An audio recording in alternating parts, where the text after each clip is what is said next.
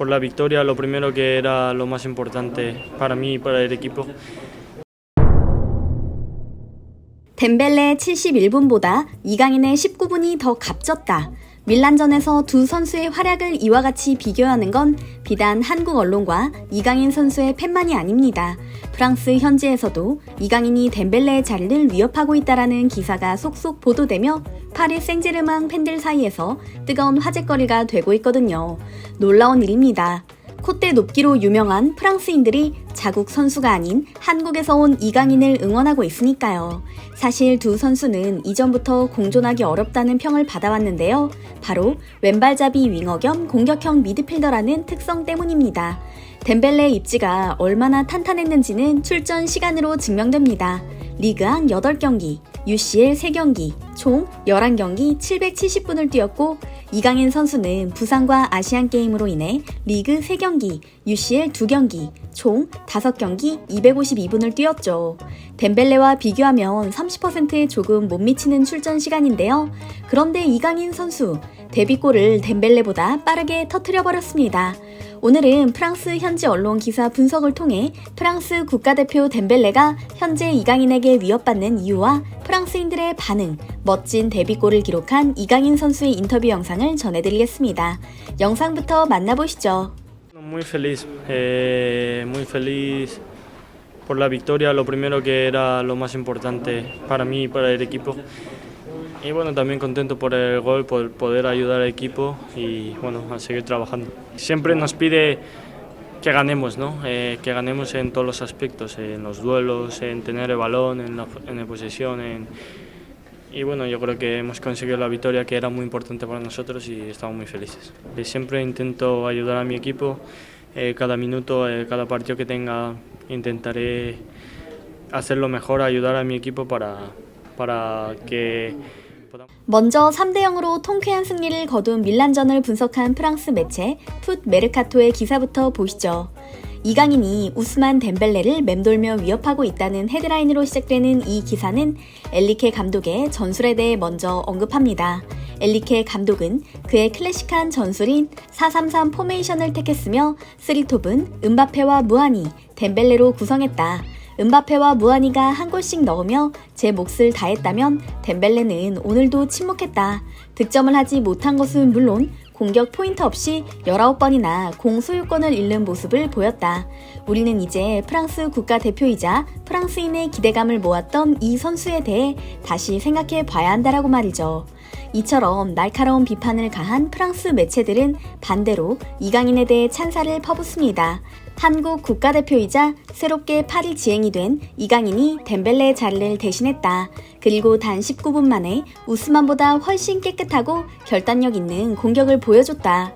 이강인은 부상으로 공백이 생긴 사이 루이스 엔리케가 덴벨레에게 완전히 신뢰를 유지하고 있는 와중에도 자신에게 기회와 주어진 시간을 활용하는 방법을 명확히 알고 있다.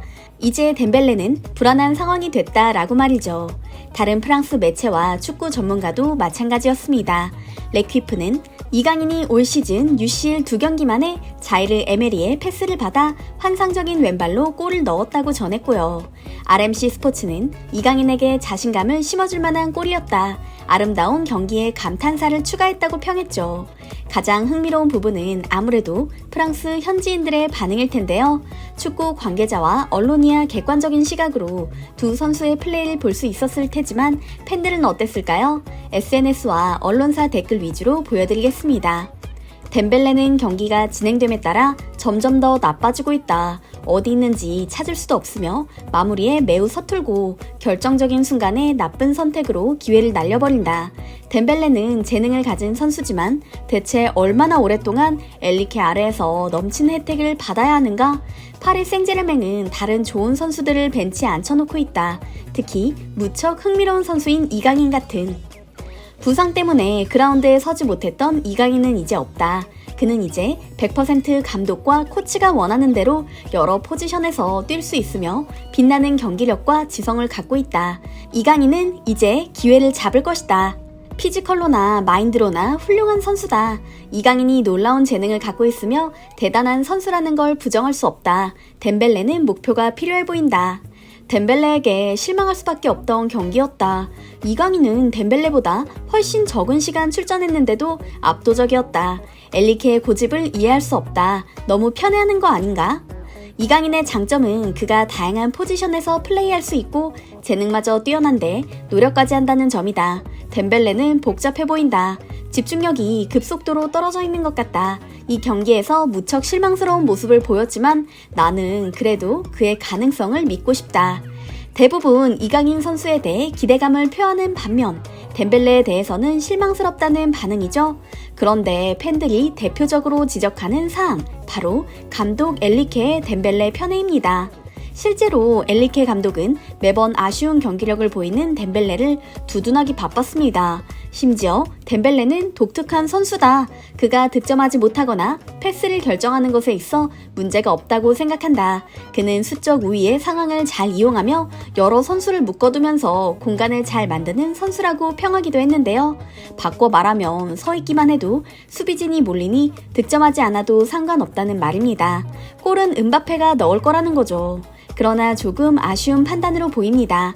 덴벨레가 골 결정력이 높으면 모를까 항상 무리한 시도를 해서 기회를 날려버리거나 낮은 패스 성공률로 음바페에게 볼이 연결도 되지 못하는 상황이 나오고 있기 때문이죠.